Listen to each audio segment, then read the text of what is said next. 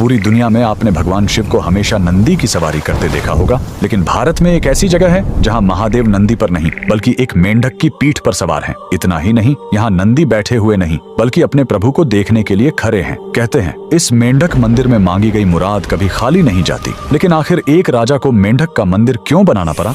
कहानी करीब 200 साल पुरानी है, उत्तर प्रदेश के ऑयल रियासत की। वहाँ के राजा बख्तावर सिंह बहुत प्रतापी थे, लेकिन वो कुदरत के आगे हार चुके थे। उनके राज्य में सूखा पड़ गया था, प्रजा पानी के लिए तड़प रही थी और दूसरी तरफ राजा का अपना आंगन सूना था। उनका कोई पुत्र नहीं था जो आगे चलकर गद्दी संभाल सके। राजा पूरी तरह टूट चुके थे। तभी राज्य में एक महान तांत्रिक का आगमन हुआ। उसने राजा की परेशानी सुनी और एक ऐसा उपाय बताया जिसे सुनकर सब हैरान रह गए। तांत्रिक ने कहा, राजन, ये सामान्य सूखा नहीं है, आपको मंडूक तंत्र का सहारा लेना होगा।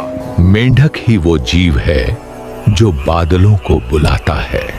आपको एक ऐसा मंदिर बनवाना होगा जो मेंढक की पीठ पर टिका हो।